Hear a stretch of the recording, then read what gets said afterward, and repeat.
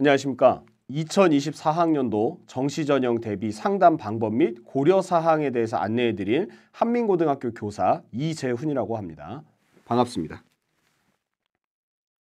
네, 먼저 올해 정시모집 기본사항에 대해서 말씀드리도록 하겠습니다. 수시 합격자는 미등록자를 포함해서 정시에 지원할 수 없습니다.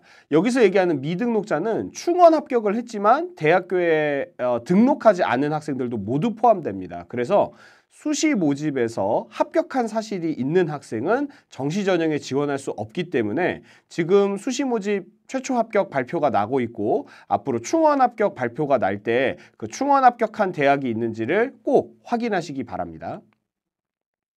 그 다음에 정시 전형은 가, 나, 다군에 각각 한 번만 지원할 수 있습니다. 수시 모집 전형의 경우에는 학생당 원서를 6개까지 넣을 수 있었는데 그러다 보니까 뭐 부산교대랑 대구교대를 원서를 다 지원할 수가 있었습니다. 반면에 정시 모집 전형에서는 부산교대와 대구교대가 둘 다 나군에 위치하고 있기 때문에 두 대학 중에 한 군데만 지원을 하게 됩니다. 그런 부분에서 정시 모집 전형이 수시와 차이가 있음을 아셔야 되겠습니다. 다만 산업대학, 그 다음에 전문대학, 이공계 특성화대학의 경우에는 가나 다군에 속하지 않는 대학들이기 때문에 가군, 나군, 다군에 하나씩 지원하시고 나서도 이 대학들에도 지원하실 수가 있습니다. 그리고 이 대학들 중에서 하나만 지원하는 것이 아니라 이 대학들은 제한이 없기 때문에 지원하고 싶으신 대학에 지원하시면 되겠습니다. 그러니까 여러 개의 대학에 지원하실 수 있습니다. 그리고 정시에 합격을 하고 등록까지 마치신 경우에는 추가 모집에 지원이 어렵습니다. 추가 모집에 지원할 수 없습니다. 그래서 여기서 얘기하는 추가 모집은 이제 보통 아시고 계시는 추가 모집이 사실은 이제 충원 합격을 뜻하는데 정시 모집에서 최초 합격자 발표가 끝나서 최초 합격자들이 등록을 하고 나면 대학교별로 이제 합격자들 중에서 등록하지 않은 학생들이 있으니까 그 자리를 이제 다른 이제 예비 번호를 가지고 있는 학생들을 통해서 채워 넣는데 그 합격을 사실은 충원 합격이라고 합니다. 그래서 이 충원 합격까지 끝나서 정시 모집에서 등록이 끝나게 되면 그 이후에 이제 대학들이 수시 모집에서도 선발하지 못하고 정시 모집에서도 선발하지 못한 학생들을 추가 모집 기간에 따로 다시 이제 선발을 하게 되는데 정시 모집에 합격하고 등록한 학생은 이 추가 모집에는 지원할 수가 없습니다. 다만 산업대학과 전문대학은 아까도 말씀드렸다시피 이제 그 해당되지 가군, 나군, 다군에 속하는 대학이 아니기 때문에 정시 모집에서 가나다군 중에 한 대학에 합격해서 등록했다 하더라도 지원은 할 수 있습니다.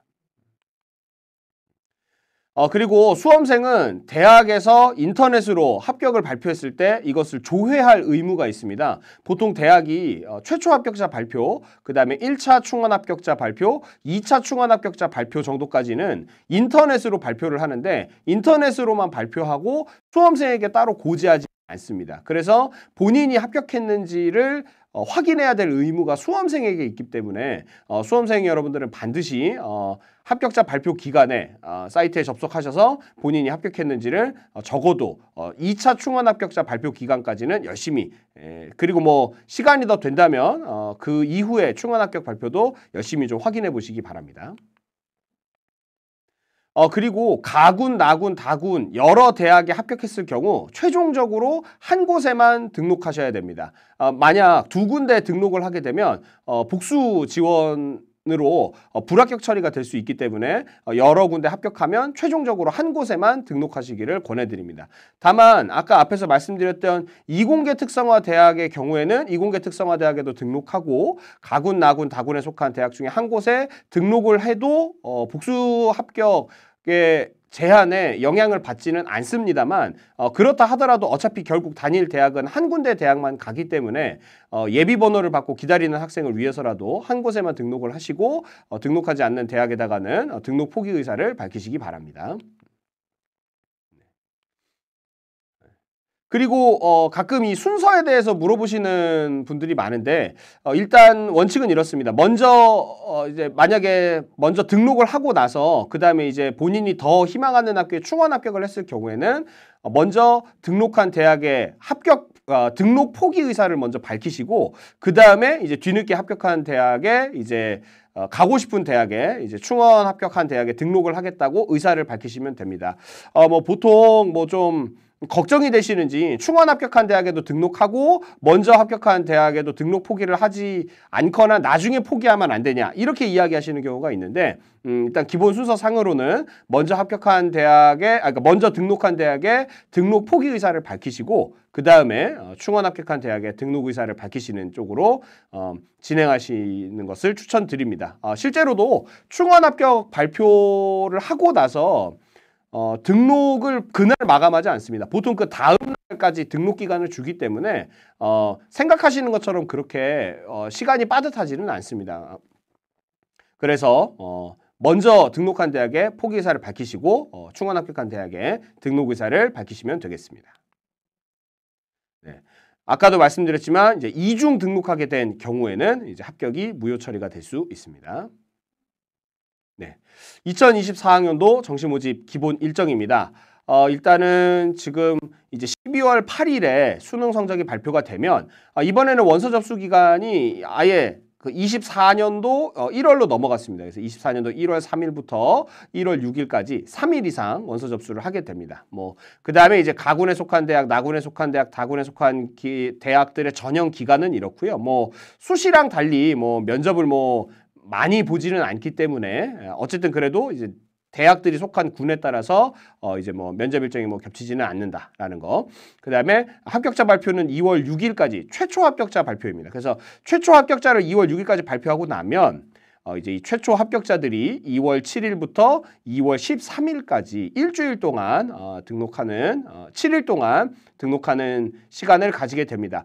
작년에는 요 등록 기간이 5일이었는데 이번에는 이제 좀 작년보다 이 등록 기간이 좀 많이 늘어났습니다. 그래서 차분하게 한 곳에 등록하시면 되겠습니다. 네, 그래서 이 최초 합격자 등록이 마감이 되고 나면 그 다음 날부터 해서 이제 정시 미등록 충원 합격을 이제 통보하게 됩니다. 그래서 이 미등록 충원 합격 통보는 2월 20일까지 진행이 됩니다. 그래서 2월 20일 6시까지 최종적으로 충원 합격자에게 합격을 통보하게 되고요. 2시부터는 이제 아예 인터넷 홈페이지에서 발표하지 않고 전화, 일명 이제 전화 충원이라고 하죠. 이제 2시부터는 6시까지 전화로 이렇게 통보를 하게 된다는 부분을 아시기 바랍니다. 그래서 20일 6시까지 이제 충원 합격자에 대한 통보가 끝나면 그러면 이제 그 충원 합격자들이 21일까지 등록을 하게 되고 그리고 나서 이제 그래도 선발하지 못한 학생들을 뽑는 이 추가 모집 기간이 2월 22일부터 2월 29일까지입니다. 역시나 마지막 날은 충원 합격일 마지막일처럼 2시부터는 개별적으로 통보만 하게 됩니다. 그리고 추가 모집 일정을 지금 보시면 아시겠지만 대부분의 고등학교가 졸업식 끝나고 아마 새 학기 준비로 바쁜 시기일 텐데 요 시기에 좀 진행이 되기 때문에 혹시라도 좀 학생들이 학생들의 경우에도 지금 졸업하고 나서도 한참 있다가 이제 진행이 되는 거기 때문에 가끔 이제 정시에서 꼭 가고 싶었는데 못 간 경우에 이제 추가 모집이 있는지도 모르고 바로 그냥 내년을 준비하는 경우가 있는데 그렇게 하지 마시고 추가 모집 기간이 또 있다라는 사실을 좀 보고 이때 또 원서를 또 지원해 보시면 좋겠습니다. 네. 전문대 일정은 다음과 같습니다. 전문대도 원서 접수 기간이 1월 3일부터 1월 15일까지로 조금 더 깁니다. 그리고 합격자 발표, 최초 합격자 발표는 2월 6일까지고요. 이 최초 합격자의 등록 기간은 2월 13일까지입니다. 그 다음에 전문대학의 경우에는 미등록 충원을 바로 이제 2월 29일까지 쭉 진행을 하게 됩니다. 그리고 이제 자율 모집이라고 그래서 이제 정시 모집에서 이제 결혼한 학생들, 정시 모집에서 선발하지 못한 학생들을 자율 모집하는 기간이 이제 1월 16일부터 2월 29일까지인데 이때 이 최초 합격자는 정시 모집 등록 기간에 반드시 등록을 해야 됩니다. 그리고 정시 모집 이후에도 이제 자율 모집이 이어집니다. 그래서 요 합격자 등록 기간 이후에 또 이어지는 등록은 이 정시 모집 등록 기간 이후부터 다시 또 접수를 하는 게 있다라는 거 알아두시면 되겠습니다. 정시 원서 접수 마감 시간에 대해서 지금 안내를 해드릴 텐데요. 여기 지금 모든 대학이 다 있지는 않습니다. 그래서 관심 있는 대학이 어떤 대학이 있는지 정시 모집 요강을 반드시 확인해 보시기 바랍니다. 지금 여기 빨간색으로 처리한 대학들은 1월 5일, 그러니까 대부분의 대학이 1월 6일에 원서를 마감하는데, 원서 접수를 마감하는데 하루 전날 마감하는 대학들입니다. 그래서 마감하는 대학들이 이렇게 좀 있고, 작년이랑 좀 양상이 많이는 아닌데 작년과는 좀 양상이 달라졌기 때문에 이제 어떤 대학들이 있는가 좀 확인해 보시면 되겠습니다. 그리고 마감 시간도, 그러니까 1월 5일 마감이라고 하더라도 이제 한국체육대학교 같은 경우에는 4시에 마감하기 때문에 이제 뭐 다른 대학처럼 뭐 6시에 마감하겠지 하고 5시에 접속을 하면 한국체육대학교에는 원서를 지원할 수가 없습니다. 이렇게 원서 마감 시간도 대학마다 상이하다는 사실 반드시 알아두시기 바랍니다.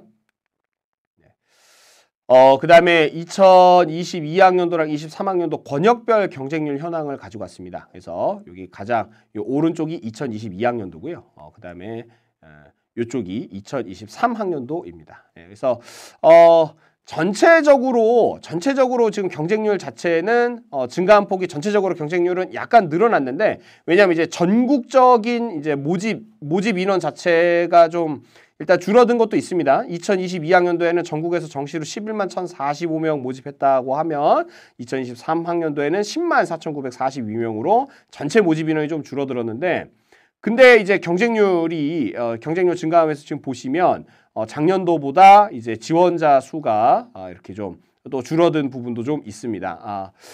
그리고 이제 이렇게만 지금 봤을 때는 서울권 경쟁률이 지금 전년 대비 약간 줄어든 것처럼 보이실 수는 있는데, 어쨌든 지방권에 비해서는 서울권과 수도권이 전체적으로 경쟁률이 지금 매우 높기 때문에, 그래서 학생 수가 줄어들고 있다, 이런 뭐 기사나 이런 부분들 많이 보셨을 텐데, 학생 수가 줄어들더라도 서울권, 그다음에 서울권, 그다음에 수도권 대학으로는 많은 학생들이 가려고 하기 때문에 경쟁률이 그렇게 크게 떨어지지는 않는다. 이런 부분들을 좀 확인하셨으면 좋겠습니다. 자, 그래서 12월 8일 수능 성적 발표 이전에 해야 될 일에 대해서 뭐 간략하게 정리해 봤습니다. 일단은 올해 수험생들의 선호도나 그다음에 좀 어떤 것들을 원하는지에 대한 경향성을 뭐 확인해 보는 작업이 좀 필요할 것 같습니다. 그래서 뭐 설명회나 이런 것들도 좀 다니시면서 어떤 분위기인지, 어떻게 설명하는지, 그다음에 뭐 커뮤니티 활동 같은 것들을 뭐 좀 해보면서 학생들이 주로 학과를 원하는지 대학을 원하는지, 특히 이제 제가 지금 고3 담임 지금 8년째 하고 있는데요. 자연과학 계열 담임을 하고 있는데 갈수록 학생들이 좀 학과보다는 대학 위주로 좀 생각을 하게 되는 경향이 더 많아지는 것 같습니다. 특히 자연과학 계열 학생들 같은 경우에는 대학을 높이기 위해서는 지금 교차 지원도 불사하고 있는 상황이기 때문에 그래서 이런 경향성, 그러니까 예전에는 사실 학과가 좀 선호 학과면 대학이 조금 선호도가 약간 낮은 대학이라 하더라도 그 이제 인기 학과의 경우에는 점수가 높은 경우가 있었는데, 지금은 약간 좀 문과든 이과든 상관없이 대학으로 좀 줄이 서는 것 같은 그런 경향성이 좀 있다라는 거 보시면 되겠습니다. 그리고 지금 이제 막 정시 상담을 막 받으시려고 하시거나 지금 이제 대학교 위치를 막 찾으시려고 하시는 경우가 많은데, 가채점은 어디까지나 지금 예측 점수입니다. 그래서 지금 막 어디를 갈 수 있을지에 대해서 열심히 찾아보시는 작업이 하실 수는 있는데 정확도도 많이 떨어집니다. 그리고 막상 이제 실제 원서 접수 다 다가왔을 때 그때야말로 정보도 많고 그때야말로 정말로 힘들게 막 상담 받으면서 대학교를 어떻게 지원할지를 고민하셔야 되는데, 이 기간에 막 벌써부터 막 열심히 막 어디를 막 가야 될까, 뭐 정확하지도 않은 점수와 정확하지도 않은 예측값만 가지고 이제 생각을 하시니까 막상 중요할 때 힘이 빠져서 너무 힘들어서 지원을 못 하시는 경우가 있습니다. 아니, 지원을 좀 이렇게 막상 중요하게 고려해야 될 때 생각을 많이 못 하시는 경우가 있는 것 같습니다. 그래서 어디까지나 예측 점수니까 너무 힘 빼시면 안 되겠습니다.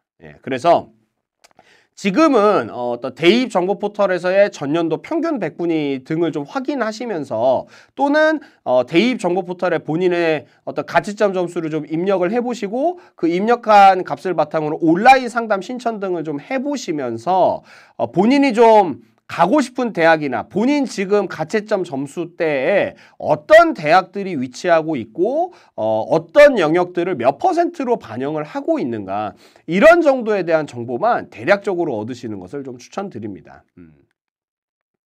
그래서 조급해 하시면 안 됩니다. 정시 상담은 늦을수록 정보가 많아집니다. 왜냐하면 아까 말씀드렸지만 수시 미등록 충원 인원이 정시로 2월 되면 그럼 정시 선발 모집 규모가 달라지기 때문에 그런 부분에 대한 변수도 있을 수 있고 그 다음에 또 뒤에서 설명드리겠지만 최상위권 대학의 경우에는 12월 22일경에 변환 표준 점수를 발표하기 때문에 그 변환 표준 점수에 따라서도 대학교 예측 점수가 달라질 수 있습니다. 그래서 지금 대학을 정해봤자 어차피 12월 22일쯤에 한번 변동이 되고 수시 모집 2월 인원이 발표됐을 때 또 변동이 될 수도 있기 때문에 그런 부분들 때문에 너무 조급해하지 마시고 오히려 원서 접수가 좀 다 됐을 때 그 기간에 좀 치열하게 상담을 받으시는 것이 좀 중요하다. 이렇게 말씀드릴 수 있겠습니다. 자, 그럼 올해 수능 환경에 대해서 지원자 기준으로 아직 수능 성적이 발표되지 않았기 때문에 응시자 정보는 알 수가 없습니다. 그래서 지원자 수를 기준으로 작년과 좀 달라진 부분 한번 파악해 보도록 하겠습니다. 예. 올해 수능 지원자는 지금 보시면 아시겠지만 재학생이 고3 학생 수가 지금 23,593명이 덜 지원했습니다. 작년 대비.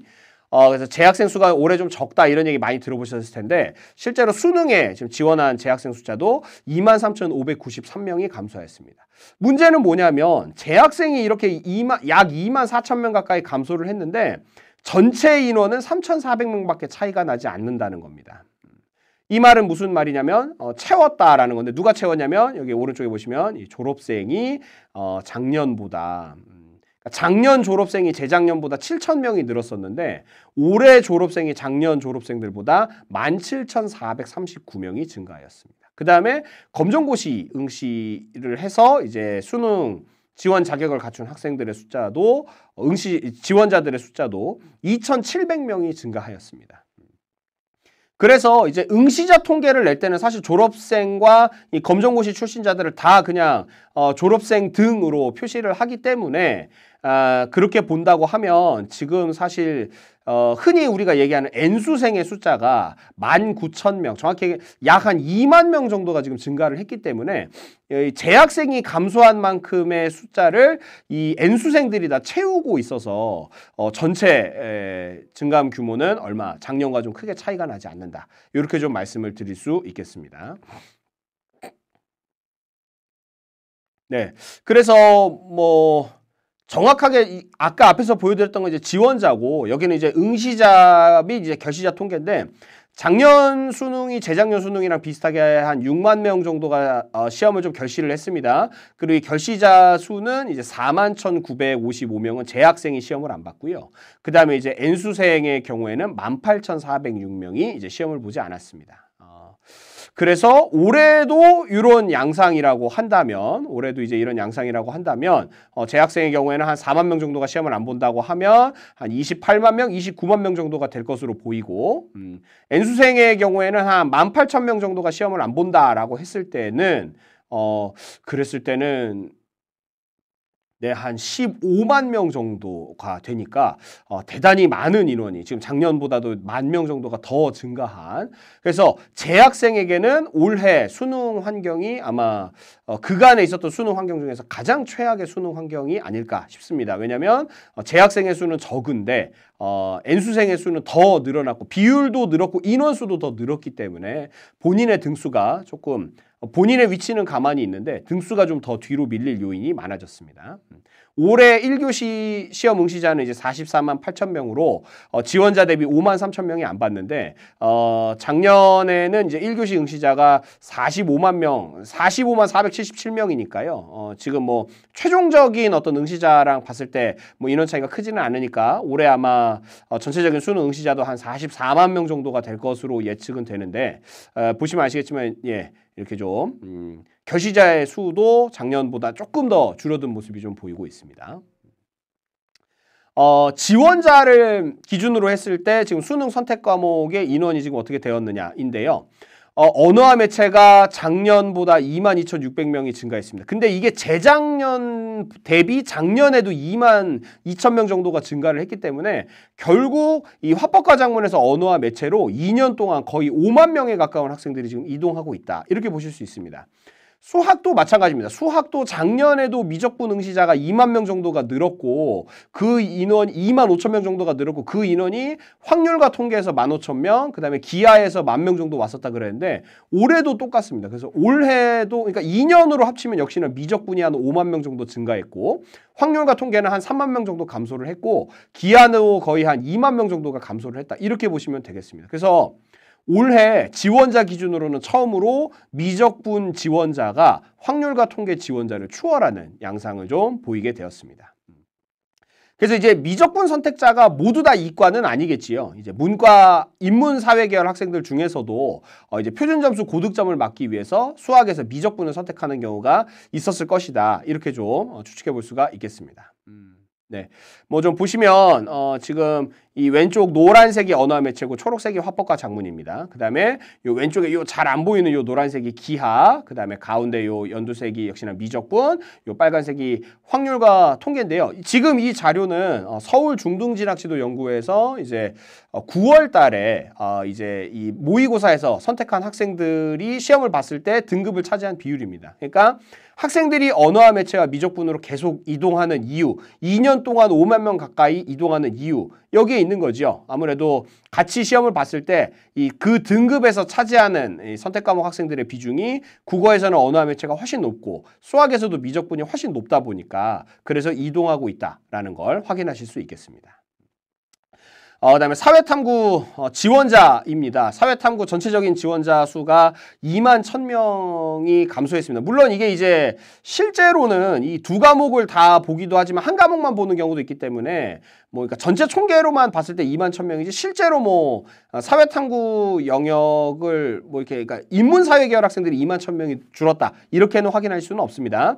다만 그렇다 하더라도 작년보다 감소폭이 너무 큽니다. 작년에는 이 감소폭이 10,000명이 채 안 됐었는데 올해 지금 2만 명이 넘어가고 있다 보니까 전체적으로 지금 인원이 좀 감소하고 있다. 그럼 인원이 감소하고 있으니까 전체적으로 좀 등급을 받는 학생들의 수도 줄어들 수 있다. 그래서 사회탐구를 본 학생들의 경우에는 수능 최저 충족에서도 영향을 좀 받을 수 있다. 이렇게도 좀 볼 수 있겠습니다.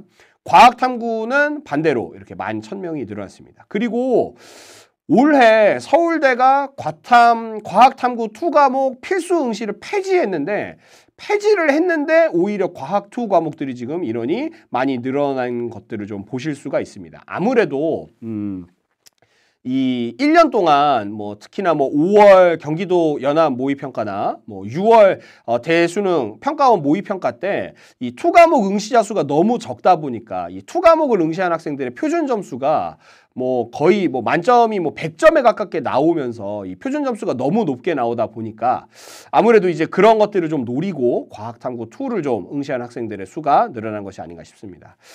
다만 요 과정에서 눈여겨볼 부분은 화학 1 지원자 수가 과학 탐구가 전체적으로 다 증가하고 있음에도 불구하고 12,000명 가까이 지원을 하지 않았다라는 거. 그래서 이 학생들이 지금 생명과학과 지구과학으로 다 넘어가고 있다. 특히 지구과학 1의 상승세가 굉장히 좀 높다라는 거 확인하실 수 있겠습니다.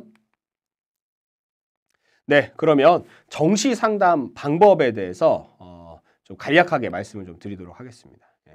지원자나 부모님이 올해 어떻게 하고 싶은지를 확인하는 게 가장 먼저가 아닐까 싶습니다. 그래서 지원자나 부모님께서도 내년에 한 번 더 좀 지원을 해볼 것인지 재수를 할 것인지를 가장 먼저 확인하는 것이 필요하다고 생각을 합니다.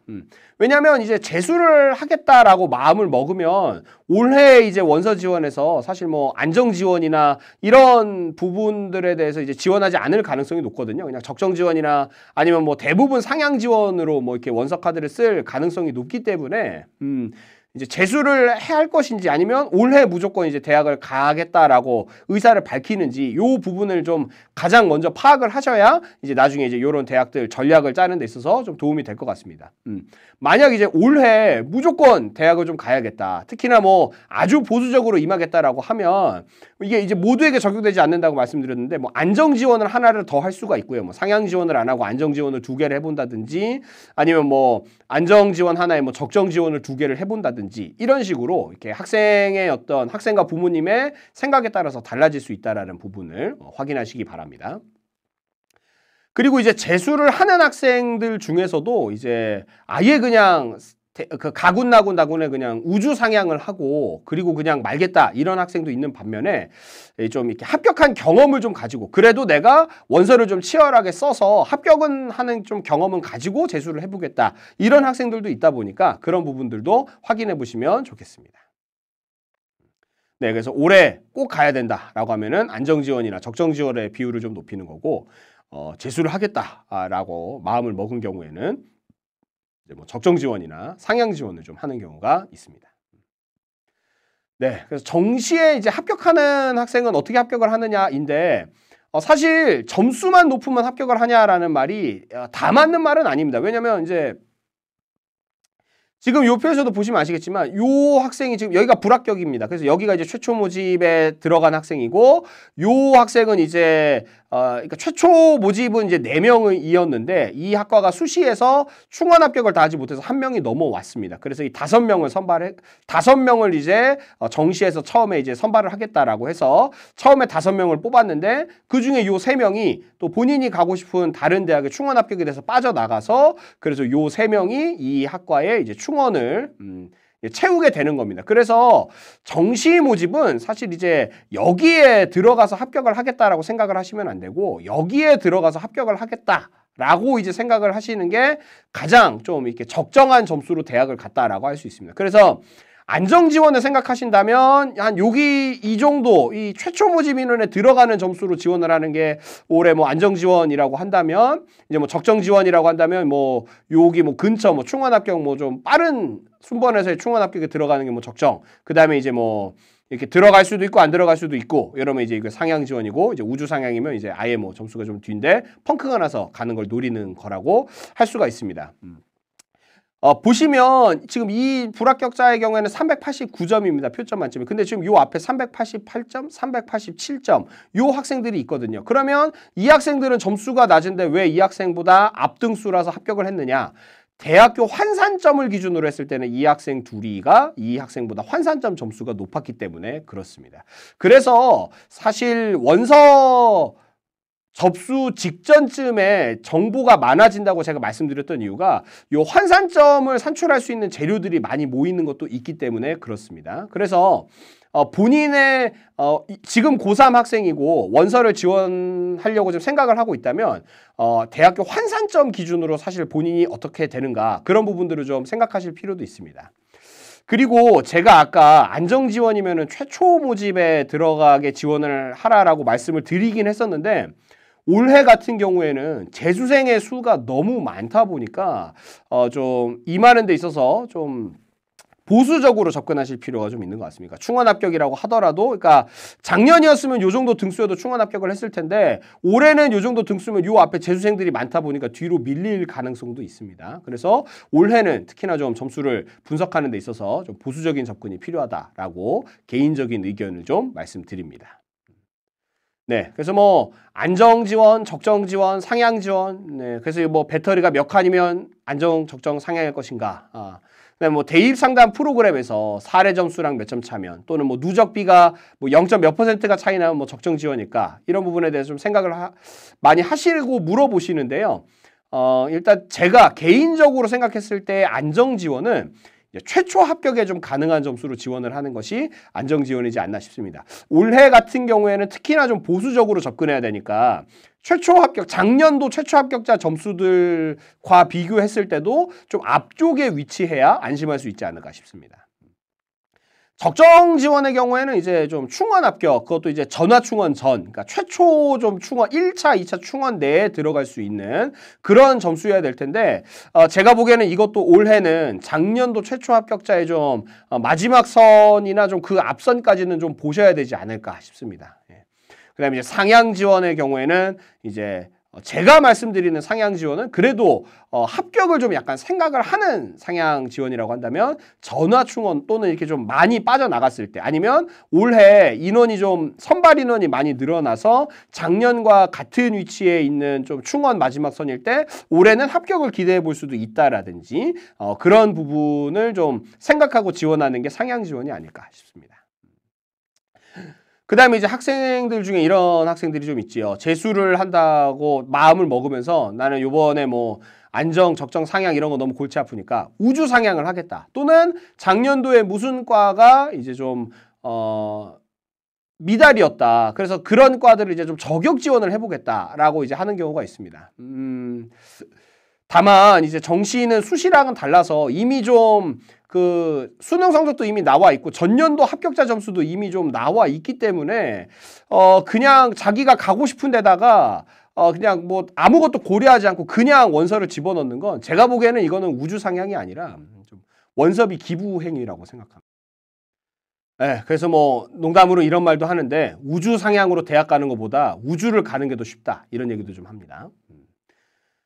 그래서 만약에 그래도 좀 저격 지원이나 우주 상향을 하겠다고 한다면 뭐 올해 아예 새로 생겨서 정보가 좀 없는지 또는 작년에 비해서 인원이 좀 많이 늘어서 좀 충원 합격의 규모가 좀 예상이 안 된다든지 또는 전형의 변경점이 좀 있어서 올해 좀 변수가 크다든지 이런 과들을 좀 이런 과나 이런 대학을 좀 노리고 지원을 해보시면 어떨까 싶습니다.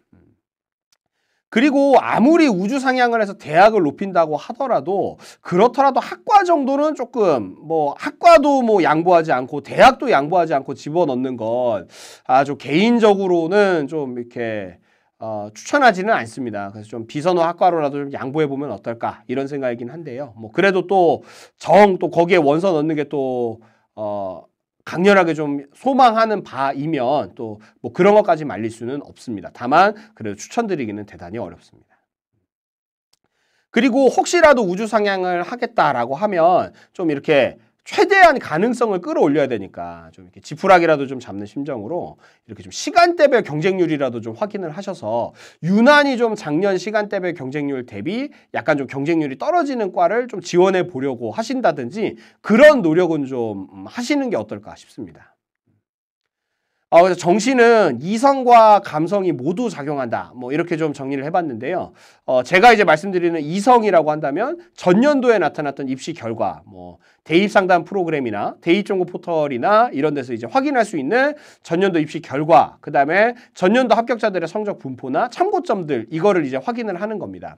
다만 요것들은 이제 전년도에 나타났던 전년도 환경을 바탕으로 나타난 결과들이기 때문에 올해는 작년이랑 똑같이 이루어진다라는 보장은 없습니다. 그래서 감성이라고 할 수 있는데 올해의 경쟁률, 그 다음에 올해의 좀 선호도, 그러니까 올해는 또 어떤 과들을 좀 학생들이 많이 선호하는지 또는 학과보다도 대학을 좀 많이 선호하는 경향인지 이런 것들도 좀 보시고 그 다음에 작년 입결 점수가 주는 감정이 있습니다. 그러니까 예를 들어서 작년에 어떤 모집 단위가 점수가 너무 높으면 올해 수능도 어려웠다 보니까 이제 그런 과들을 좀 우리가 일반적으로 생각했을 때는 다 같이 지원을 하겠지라고 생각했는데 작년도 입결 점수가 너무 높아서 좀 모두가 다 같이 좀 겁내서 지원을 못하는 경우에는 의외로 좀 그런 과들의 경우에는 이제 아까도 말씀드렸지만 변수가 발생하면서 이렇게 좀 지원 선발할 수 있는 학생들이 좀 미달이 되기도 하거나 좀 생각지도 못한 점수가 합격하는 경우도 있습니다. 그래서 이런 부분들은 이제 올해 입시 환경이기 때문에 올해 입시 환경에서 어떻게 좀 될 것인가 이거를 좀 면밀하게 살펴보는 게 필요합니다. 그래서 뭐 수험생들의 경우에는 뭐 커뮤니티 활동도 좀 다녀보는 것도 좀 중요하고요. 상담을 좀 받으실 때 이런 부분들에 대해서도 좀 물어보시는 것도 필요하겠습니다. 그래서 저는 개인적으로 정시 상담은 적어도 2회는 필요하다고 생각합니다. 첫 번째 상담은 이제 요 이성을 확인해 보는 거죠. 그래서 입결을 고려해서 좀 지원 리스트, 좀 작년도 점수는 어땠고, 작년도 합격한 학생들의 누적비는 어땠고, 지금 내 누적비나 내 환산점은 이러니까 이러이러한 대학을 작년도 결과를 바탕으로 했을 때는 지원해 볼 수 있겠다라는 리스트를 작성해 보는 거고요. 그 다음에는 이제 두 번째에서는 수시 2월 인원도 좀 최종적으로 확인해 보고, 그 다음에 올해 지금 경쟁률이 시간대별로 어떻게 되어가고 있는가도 좀 보고, 그 다음에 뭐 좀 선호도나 어디 설명에서 들었던 내용이나 이런 부분들까지 좀 다 같이 판단하면서 최종적으로 원서 넣을 대학을 좀 확인을 해 본다든지, 물론 이 뒤에 더 받아도 됩니다. 뭐 2월 인원 때 한번 그러니까 변환 표준 점수 발표됐을 때 좀 구체적으로 한 번 더 확인해 보고 2월 규모가 생각지도 못하게 많이 나온 대학들을 조금 더 확인해 본다든지, 특히 올해의 수능의 경우에는 EBS 수능 풀서비스 등에서도 나타나지만 영어도 지금 많이 어려웠다고 하다 보니까 수능 최저 기준을 충족하지 못해서 좀 이렇게 선발에 어려움을 겪는 대학이 나타날 수도 있을 것 같습니다. 그래서 그런 대학들로 인해서 2월 인원 규모가 어떻게 되는지를 좀 확인해 보는 거, 이런 것도 좀 필요하다고 할 수 있겠습니다. 네, 그래서 프로그램 결과만 보고 지원하는 것은 올해의 경향을 좀 무시하는 거니까, 이 감성을 전혀 고려하지 못하는 거기 때문에 이것만 보고 지원하는 것을 좀 추천드리기는 어렵습니다. 작년에는 많은 학생들이 이런 부분을 원했는데 올해는 또 좀 다를 수도 있거든요. 그리고 이제 그 대학은 변화가 없어도 더 위가 변하면 영향을 줍니다. 예를 들어서 올해 자연과학 계열 같은 경우 다군이 성균관대가 40명을 선발하는 걸로 바뀌었습니다. 그래서 작년까지는 중앙대가 가장 위에 있었는데 지금 그 위로 성균관대 40명이 등장을 하면서 중앙대 다군 입결 점수도 뭐 아주 미약하지만 영향을 좀 받을 거거든요. 그럼 그렇게 봤을 때 이런 부분들도 좀 고려를 해야 되겠습니다. 그리고 이제 사실 제가 보기에는 가장 큰 파괴력은 올해의 지원 경향입니다. 올해 학생들이 어디에 좀 많이 관심을 두고 있는지. 그래서 이 대입 상담 프로그램에서도 모의 지원 기능이 있기 때문에 이거를 좀 많은 학생들과 선생님들께서 좀 활용을 하셔서 그래서 이 지원 경향을 좀 잘 파악해 보는 것이 좀 중요하겠습니다. 물론 재수생 수가 워낙 많아서 재학생끼리 지원 경향을 모으는 게 무슨 큰 의미가 있을까라고 생각하실 수도 있지만, 또 이제 수도권 대학이나 선호도 중하위권 대학들 같은 경우에는 어차피 재학생들 싸움이 좀 많고 재학생들끼리의 지원 경향이 좀 큰 정보를 좀 줄 수 있기 때문에 이런 것들을 절대 무시해서는 안 됩니다. 그래서 성급함, 미리 좀 확정을 하려고 하신다든지, 아니면 확신, 이 정도 됐으면 됐다라든지 이런 건 전부 다 경계하셔야 됩니다. 이 예측하지 못한 변수나 그 해에 갑자기 학생들이 무슨 과에 대해서 갑자기 좀 꽂혀서 원서를 많이 넣었다든지 하는 거에 따라서 크게 좀 변화할 수도 있습니다. 예를 들어서 이런 경우도 있습니다. 그러니까 대학교 리스트, 가군, 나군, 다군 리스트를 다 정해서 원서를 접수하려고 기다렸는데 원서 마감일에 우리가 넣으려는 대학이 시간대별 경쟁률이 너무 높아진 경우가 있어요. 그러면 이제 학생들이 그쪽으로 굉장히 많이 몰린 건데, 이게 수험생은 정해져 있다 보니까 그럼 그 대학으로 많이 몰렸다는 얘기는 그 정도 점수대 학생들이 지원할 수 있는 다른 대학이 지금 지원자가 많이 없다라는 뜻도 되거든요. 그러면 시간대별 경쟁률로 비교했을 때 작년보다 시간대별 경쟁률이 떨어지는 학교나 과가 있다면 그런 곳에 지원하면 의외로 또 좀 합격을 할 수 있는 그런 상황이 좀 만들어질 수도 있습니다. 네, 그래서 이제 수능 점수에 대해서 좀 말씀을 드립니다. 이제 대학 수학능력시험을 보고 나면 성적표가 이렇게 나옵니다. 그럼 성적표가 이렇게 나오면 대학 수학능력시험은 성적표에서 원점수를 공개하지 않습니다. 그래서 이렇게 표준점수가 나오고 100분위가 나오고 이렇게 등급이 나옵니다. 그래서 보통 수시 지원에 워낙 익숙하시다 보니까 등급으로 이렇게 판단을 하시는 경우가 많습니다. 그래서 저도 정시상담 컨설팅을 나가면 우리 아이가 2214인데 대학을 어디를 갈 수 있냐라고 물어보세요. 근데 그렇게 물어보시면 사실 상담교사 입장에서는 이 등급이 주는 정보가 너무 없기 때문에 어디를 갈 수 있다라고 말씀을 드리기가 대단히 곤란합니다. 그래서 그럼 어떻게 하라는 거냐라고 하면은 이 100분위 점수를 알려주시거나 이 표준 점수의 합을 알려주시면 됩니다. 그러면 그 표준 점수 위치에 따라서 100분위 위치에 따라서 정확하지는 않지만 대략적인 위치를 좀 안내를 해드릴 수가 있습니다. 근데 등급으로 알려주시면 대략적인 위치도 말씀을 드릴 수가 없습니다. 시도로 얘기해야 됩니다. 2214이면 경기도 갈 수 있습니다. 이런 정도밖에는 안 됩니다. 백분위랑 표준 점수를 왜 사용하느냐입니다. 그래서 이거는 작년도 수학 영역의 표준 점수랑 이 표준 점수에 해당하는 인원에다가 제가 백분위 점수를 계산해서 붙여놓은 도표입니다.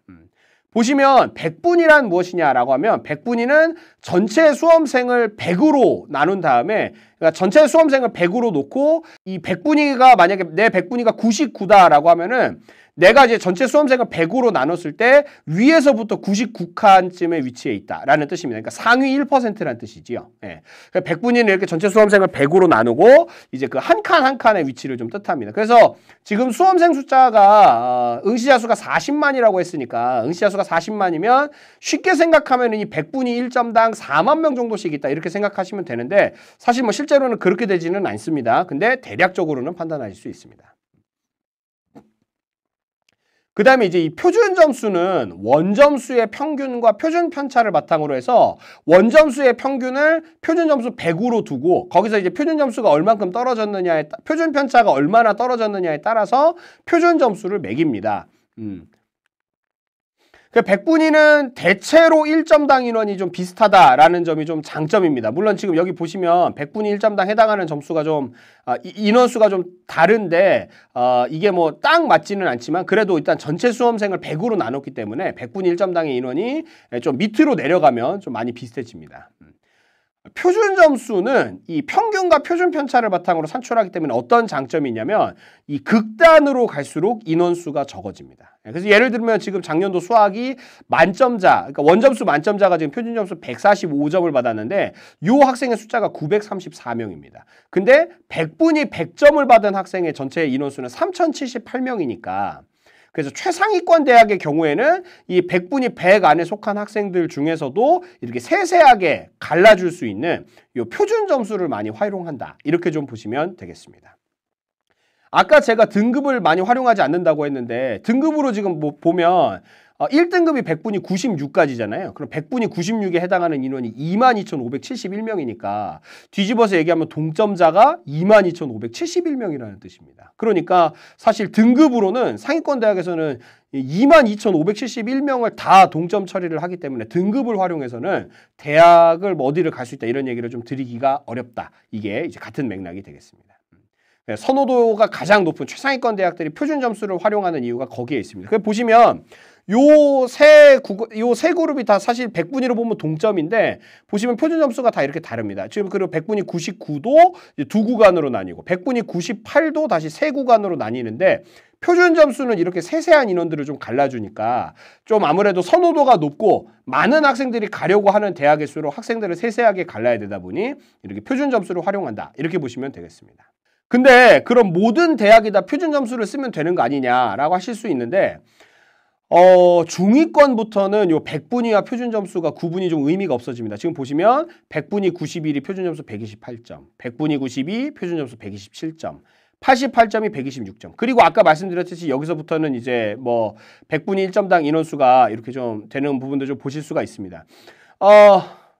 그래서 중위권부터는 백분위와 표준 점수가 구분이 없어집니다. 그러면 표준 점수는 난이도에 따라 변화폭이 크기 때문에 지금 작년 국어가 표준 점수 만점이 134점인가 135점이었거든요. 근데 올해는 지금 EBS 풀서비스 기준 147점 정도로 예측하고 있으니까 난이도에 따라 변화폭이 큽니다. 그래서 작년도는 다 맞은 학생이 134점인데 올해는 다 맞은 학생이 147점이니까 둘 다 맞았고 둘 다 국어 1등인데 표준 점수에서 이렇게 10점 가까이도 차이가 나다 보니까 전체적으로 작년과 대략적인 비교가 아주 불가능에 가깝습니다. 근데 백분위는 반면에 등수다 보니까 전년도와의 비교가 굉장히 좀 용이해지지요. 예를 들어서 작년에 백분위 91인 학생이 간 대학이다 라고 하면은 작년에 상위 9%인 학생이 간 대학이니까 올해도 이제 상위 9%인 학생이 이제 갈 수 있다라고 하니까 작년에 백분위 91인 학생, 즉 상위 9%인 학생이 간 대학이라고 한다면 올해 나도 백분위 91이라 상위 9%에 드니까 저 정도 대학을 지원할 수 있겠다. 이런 것들에 대해서 좀 비교가 가능한 거지요. 그러다 보니까 이제 대학의 경우에는 그리고 백분위는 또 어떤 장점이 있냐면 만점이 100점이고 이제 최저점이 0점입니다. 근데 표준 점수 같은 경우에는 사실 범위가 최고 이제 최대 범위가 200, 국어 수학은 최대 범위가 200이고 최저 범위는 0이거든요. 그러니까 우리가 흔히 점수, 시험 점수라고 했을 때 흔히 100점 만점이라고 생각하는 경우가 있어서 그렇게 봤을 때도 100분위가 전년도와의 비교도 용이하고 학부모님들이나 학생들이 받아들이기에도 좀 쉽습니다. 그러다 보니까 중위권 이하의 대학들부터는 굳이 전년도와의 비교도 어려운 표준 점수를 사용할 이유가 없습니다. 왜냐하면 애초에 구분도 의미가 없는 데다가 전년도와의 비교가 좀 어느 정도 돼야 나는 올해 이 대학을 갈 수 있겠네 라고 생각하는 학생들이 많아져야 그래야 이제 좀 유리할 테니까 그래서 100분위를 활용하는 대학들이 많다. 중위권부터는 100분위를 주로 활용한다. 이렇게 좀 보시면 되겠습니다. 원점수는 뭐 그렇고요. 등급도 좀 학생들의 위치나 이런 것들을 알려주는 데는 좀 한계가 있다. 이렇게 보시면 됩니다. 자, 그리고 사실 지금 좀 글씨가 작아서 안 보이실 수도 있는데 변환 표준 점수라는 게 있습니다. 예를 들면 지금 보시면 이 올해 수능 EBSI, 수능 풀서비스에서 제가 지금 스캔해서 가지고 왔는데요. 지금 보시면 생활과 윤리의 최고점, 윤리와 사상의 최고점과 물리학원, 화학원의 최고점, 그러니까 다 맞은 학생들의 원점수 다 맞은 학생들의 표준 점수를 보시면 지금 이 표준 점수들이 좀 다른 부분을 알 수가 있습니다. 그러면 예를 들어서 지금 요 학생들은 그러니까 예를 들어서 생활과 윤리와 윤리와 사상을 골라서 다 맞은 학생이랑 물리학원이랑 화학원을 골라서 다 맞은 학생은 둘 중에 누가 더 뛰어나냐 이렇게 얘기하기는 어렵거든요. 왜냐하면 시험 문제를 다 맞았으니까요. 근데 그 시험을 응시한 집단의 평균과 표준 편차에 따라서 실제로 받는 표준 점수에 있어서는 이 손해를 보는 경우가 좀 발생할 수도 있습니다. 특히나 과학 2의 경우에는 지금 물리학 2의 경우 표준 점수가 최고점이 78점, 화학 2는 80점인데 이러면 지금 윤리와 사상 다 맞은 학생이랑 화학 2 다 맞은 학생이 표준 점수 한 과목에서만 지금 엄청난 차이가 있거든요. 그래서 대학들은 이 표준 점수에서의 차이를 보정하기 위해서 사용하는 점수가 있는데 그 점수가 바로 이 변환 표준 점수입니다. 표준 점수는 아까부터 계속 말씀드리지만 난이도에 따라 변화의 폭이 큽니다. 표준 점수가 그대로 반영되면 과목 간의 유불리가 발생할 수 있습니다. 그래서 이를 조정하기 위해서 대학이 산출하는 점수가 변환 표준 점수, 일명 변표입니다. 몇몇 대학은 그리고 이 변환 표준 점수를 활용해서 이과가 문과로 교차해서 넘어오는 것들을 조절하는 데 활용하기도 합니다. 그래서 선호도 상위권 대학들은 아무래도 이제 표준 점수를 주로 쓴다고 했는데 탐구 같은 경우에는 표준 점수를 그대로 반영하면 과목 간 유불리가 너무 크게 발생하니까 그래서 선호도 상위권의 대학들은 주로 변환 표준 점수를 활용하는데 서울대는 또 특이하게도 표점을 그대로 반영합니다. 그래서 서울대 같은 경우에는 과목 간 유불리가 좀 발생할 수 있습니다. 이러면 사실 수험생 입장에서는 좀 억울할 수도 있습니다. 그러니까 사실 그러니까 어떻게 보면 탐구 과목 다 맞은 학생인데 그 과목을 골랐다는 이유만으로 서울대를 못 가는 경우가 발생하는 거거든요. 그럼 사실 이 학생이 잘못한 건 없지 않습니까? 그냥 그 과목을 고른 건데, 그러니까 그 과목을 골랐다는 이유만으로 서울대를 떨어져야 된다. 이제 이런 일이 좀 발생할 수가 있어서, 물론 이제 서울대는 표준 점수를 반영하는 대신에 이제 교과 성적 평가를 통해서 사실 또 그 부분과는 좀 다르게 학생들을 선발하는 데 있어서 또 표준 점수만 100% 활용하는 건 아니기 때문에 그런 부분들을 좀 감안해야겠습니다만 어쨌든 과목 간의 유불리가 발생할 수 있습니다. 그래서 이거는 이제 작년도인데요. 보시면 지금 작년도 이제 보시면 이게 이제 100분위 100에 해당하는 사회 과목들 점수고 그다음에 탐구 100에 해당하는 이제 과학 탐구 100에 해당하는 지금 점수들입니다. 여기 보시면 지금 작년 같은 경우에 그러니까 한국지리 다 맞은 학생은 화원 다 맞은 학생이랑 원점수로는 다 맞았음에도 불구하고 지금 거의 점수 차이가 지금 8점 가까이 차이가 난다는 걸 보실 수가 있습니다. 그래서 이 최고점에 해당하는 과목들은 평균을 내는 겁니다. 그러면 사회탐구에 해당하는 최고점 평균 내면 사탐 변환 표준 점수 100분위 100은 70점. 그러니까 한국지리 100분위 100인 학생도 70점을 부여하고 동아시아사 100분위 100인 학생들도 변환 표준 점수 70점을 부여하는 겁니다. 그 다음에 과학탐구의 경우에도 이것들을 전체 평균을 냈을 때 과학탐구 변환 표준 점수가 기계적으로 71.5점이 되니까 아까 그 8점 차이보다는 1.5점으로 점수 차이가 좀 줄어들 수 있습니다. 그리고 작년, 재작년부터 이제 이 통합변표라고 그래서 여기 있는 점수를 아예 다 평균을 내는 경우도 있습니다. 그러면 사실 화원 다 맞은 학생과 한국지리 다 맞은 학생이 표준 점수를 반영하면 8점 차이가 나는데 통합변표를 활용하는 대학이면 동점이 되는 거죠. 이러면 과목 간 유불리가 좀 해소가 될 수 있다. 그렇게 보시면 되겠습니다. 그리고 작년 성균관대 인문계열 보시면 이제 앞에 표에서 봤을 때 사실 과학탐구는 71.5점의 변표고 사탐은 70점의 변표인데 성균관대 같은 경우 보시면은 지금 100분위 100의 사회탐구가 72점, 과학탐구가 70점. 그러니까 지금 사회탐구에다가 더 많은 점수를 주고 있습니다. 보통 두 과목을 보니까 만약에 사탐 두 과목을 다 맞은 학생은 과탐 두 과목 다 맞은 학생보다 지금 변환표준 점수에 4점을 더 가져가는 일이 있는 겁니다. 인문계열입니다. 인문계열. 이렇게 되니까 이제 자연과학계열 학생들이 인문계열로 넘어가려면 탐구 과목에서 이렇게 변환표준 점수의 불리함을 감수하고 가야 되니까 그러니까 이제 일부러 그렇게 하지 않는 거지요. 그래서 이제 앞에서 이제 가공했었던 기계적 점수를 다시 이제 대학이 재가공한 사례가 되겠습니다. 그러니까 자연계가 좀 쉽게 교차 지원하기가 어렵고 그래서 실제로 뭐 성대, 상경계열, 인문계열 특히 이제 자연과학계열 학생들이 미적분 고른 학생들이 주로 문과에서 어문계열로 가기보다는 상경계열로 가는 경우가 많으니까 근데 지원 비율이 27% 정도로 이제 뭐 좀 추정을 하고 있습니다. 그러니까 좀 다른 대학의 경우에는 뭐 이 성균관대랑 비슷한 위치에 있는 다른 대학들의 경우 많으면 뭐 40%까지도 교차 지원이 발생하는데 좀 많이 적었다라고 볼 수 있습니다.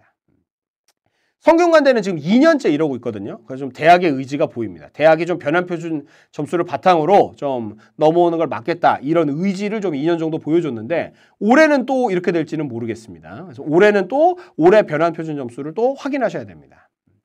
그 다음에 이거는 이제 작년 이화여자대학교 인문계열입니다. 이화여자대학교는 아까 보셨던 기계적 변표 그대로입니다. 과학탐구가 71.5점이고 사회탐구는 70점이에요. 그러면 교차 지원하기 쉽나? 라고 보실 수 있는데 여기 구체적인 표를 보시면 탐구 영역의 최고 표준 점수는 선택 과목에 해당하는 사회탐구 또는 과학탐구의 변환표준 점수표상 최고 점수를 활용한다. 그러니까 보시면 이 탐구를 반영하는 데 있어서 이 분모에다가 변환표준 점수표상의 최고 점수를 부여하겠다는 뜻입니다. 그러니까 무슨 뜻이냐면 사회탐구랑 과학탐구가 다 맞은 학생은 물론 이제 뭐 똑같이 이제 점수가 되는 건데 그러니까 분모가 커지는 거죠. 과학탐구를 고른 학생은 이제 여기 만약에 100분이 95인 학생이 100분이 95를 맞은 사회탐구로 100분이 95인 학생이랑 과학탐구로 100분이 95를 맞은 학생이 이화여대 인문계열에 같이 지원한다고 하면 인문계열 학생은 65.87점을 70으로 나누는데 자연계열 학생은 65.7점을 71.5점으로 나눠야 되니까 분모가 커졌으니까 숫자가 더 적게 나오겠죠. 그러다 보니까 이게 지금 공식 보시면 되게 복잡하고 이 표만 보시면 교차 지원이 많이 발생할 것 같은데 결국 결론적으로 이거는 이과가 문과로 가는 데 있어서 교차 지원이 불리한 점수 계산식이다. 이렇게 보실 수 있습니다. 예. 요거는 제가 한번 그래서 문제로 한번 가져가 봤습니다. 자, 그럼 서울시립대인데요. 서울시립대는 역시나 탐구 영역의 최고점을 분모로 하는데 보시면 사회탐구가 분모가 더 크네요. 과학탐구보다 사회탐구가 분모가 더 크네요. 그러면 서울시립대는 유리할까요? 불리할까요? 인데 보시면 분모 차이가 0.15점 차이인데 그 밑에 분자에 해당하는 점수가 100분이 99도 사탐이 0.1점 높고 밑으로 가도 1점 가까이 높고 이러다 보니까 분자를 또 좀 크게 만들어줘서 약간 제가 보기엔 기출 변형인데 제가 봤을 때는 서울시립대 같은 경우에도 자연과학계열 학생들이 인문계열로 교차 지원하는데 좀 불리함이 있었을 것이다. 이렇게 생각이 됩니다. 그래서 난이도 유불리도 조절하고 교차 지원도 조절하는데 이 변환표준 점수가 사용되고 있습니다. 근데 이 변환표준 점수를 어떻게 할지는 전적으로 대학의 자유입니다. 그리고 12월 22일 작년에 요때쯤에 대학이 발표를 했었거든요. 아까 말씀드렸지만 선호도가 높은 대학들은 대부분 탐구에서 변환표준 점수를 사용하기 때문에 그러니까 뭐 흔히들 얘기하시는 서영고, 서성한, 중경외시는 사실 12월 22일 이후에나 제대로 구체적인 점수를 가지고 확인해 보실 수가 있는 겁니다.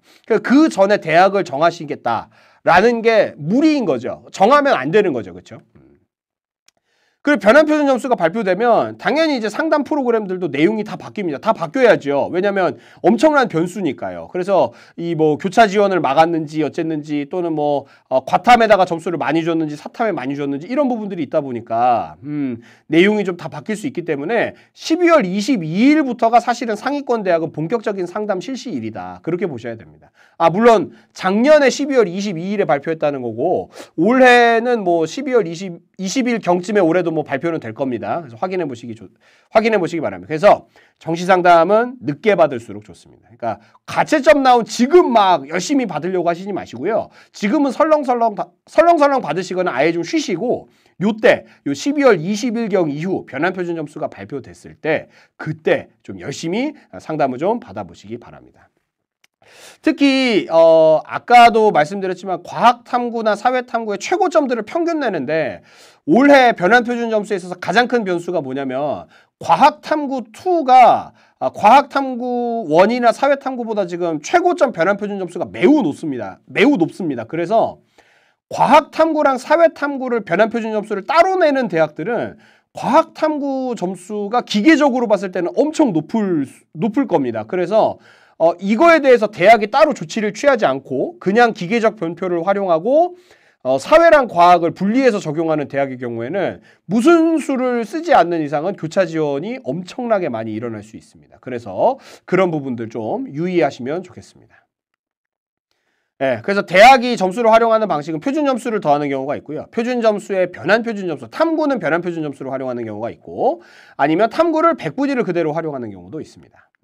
그리고 백분위를 아예 다 사용하는 경우도 있고 그거 말고도 많습니다. 그래서 특히 이런 대학의 경우에는 이제 선생님들 상담하시면서도 주의하셔야 되는데 작년도 환산점이랑 올해 환산점이랑 비교를 하는데 작년도에는 국어 같은 경우 좀 수능이 쉬웠다 보니까 표준 점수 최고점이 전체적으로 낮았습니다. 그래서 작년은 분모가 작았으니까 이런 공식으로 환산점을 낸 대학은 환산점이 굉장히 좀 높았을 겁니다. 올해에 비해서. 근데 올해는 표준 점수 최고점들이 다 높다 보니까 작년과 비교해서 환산점이 아마 비슷한 표준 점수면 환산점이 훨씬 낮게 나올 겁니다. 근데 이런 대학들을 이런 공식을 확인하시지 않고 작년 환산점, 올해 환산점을 그냥 비교해 버리시면 아주 잘못된 정보를 전달하실 수가 있습니다. 부모님들께서도 완전히 잘못 판단하실 수도 있고요.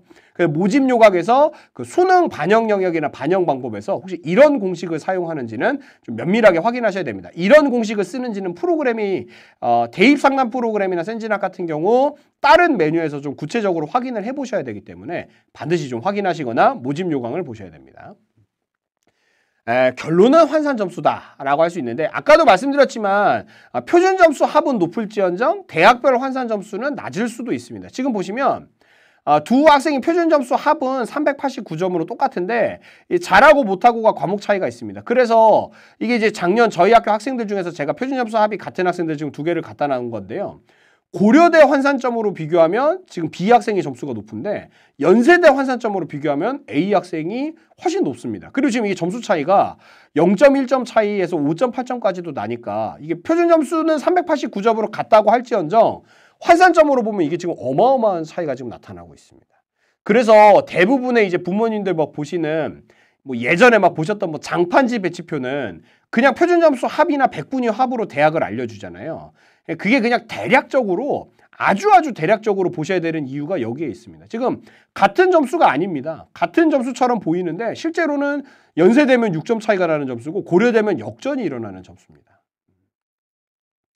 그래서 상담을 받으러 가셨는데 배치표로 봤을 때는 내가 이 대학이 유리하다고 했는데 상담 선생님이 프로그램으로 돌렸을 때는 왜 안 된다고 하냐에 대한 의견이 달라지는 이유가 이 환산점 공식에 따라서 다르기 때문에 그렇습니다. 그래서 뭐 결국은 이제 환산 점수를 좀 구체적으로 뭐 보셔야 됩니다. 근데 사실 지금은 뭐 백분위를 대략적으로 계산하셨으면 지금은 이 백분위를 좀 보셔야 되고요.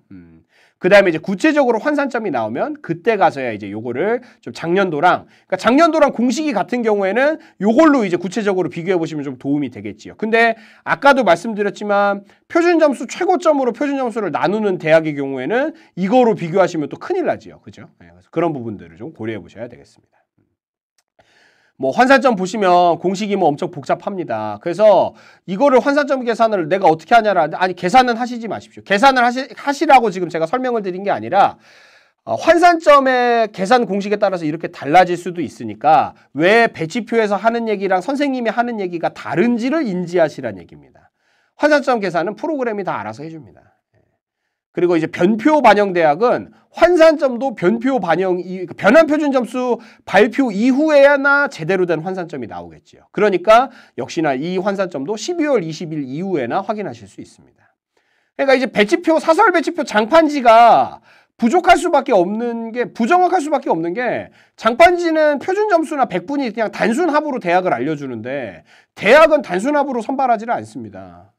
그래서 뭐 제가 뭐 봤던 뭐 사설 배치표 중에는 사설 배치표들을 평균 내는 배치표도 있던데 정말 제가 보기에는 뭐 고생은 많이 하시는데 그렇게 큰 의미는 없지 않나 싶습니다. 왜냐하면 환산점이 완전 다른데 100분위 합만 가지고 그걸 판단할 이유가 있나 싶습니다.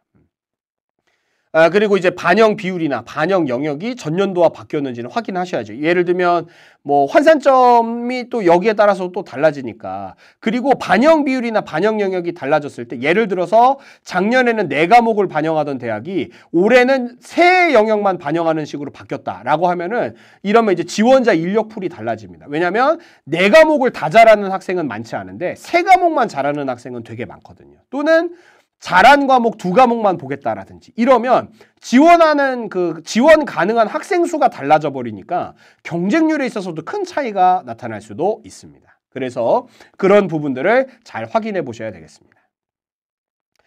그래서 대입 상담 프로그램에서도 이 전년도 환산점 산출 공식을 알려주니까 반드시 좀 상담 선생님들은 이 부분까지 좀 확인하시고 상담하시는 게 필요하겠습니다. 자, 그래서 아까 제가 가군, 나군, 다군당 원서를 하나씩 쓸 수 있다고 말씀드렸는데 안정 하나, 적정 하나, 상향 하나 또 이렇게 쓰라고 말씀을 드렸죠. 그러면 안정 지원, 적정 지원, 상향 지원은 무슨 군에서 써야 되느냐입니다.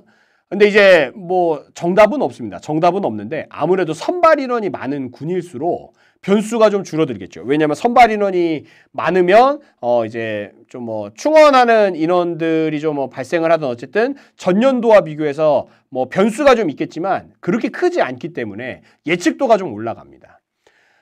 문제는 뭐냐면 선발 인원이 적은 군의 매력적인 대학이 적다 보니까 선발 인원이 많은 군이 변수가 적어서 안정 지원, 적정 지원을 여기서 해야 되는데 선발 인원이 적은 군이 매력적인 대학이 적다 보니까 학생이나 학부모님은 요 안정 지원이나 적정 지원을 썼으면 좋겠는 군에서 주로 상향 지원을 하시려고 하는 경우가 있다는 겁니다.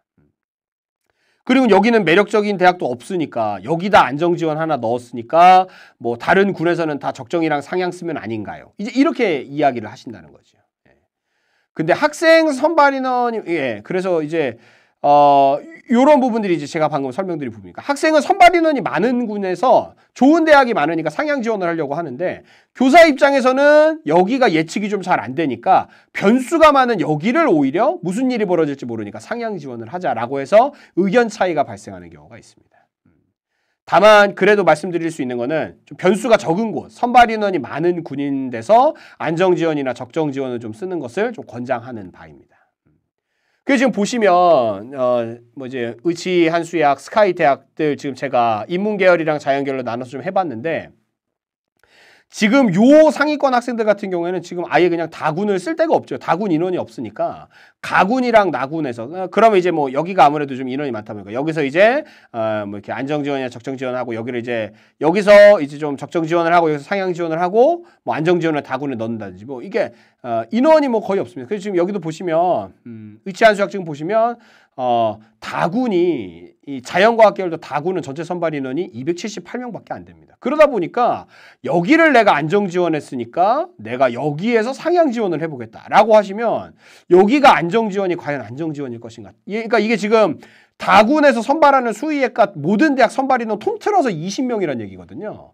그럼 수의대 희망하는 학생이 21명만 돼도 여기서는 안정지원이 안 된다는 뜻이죠. 그렇죠? 그러면 이 학생들이 물론 이쪽으로도 넘어갈 수도 있겠지만 만약에 변수가 생겨서 못 넘어가고 20명이 그냥 자리에 안착됐다.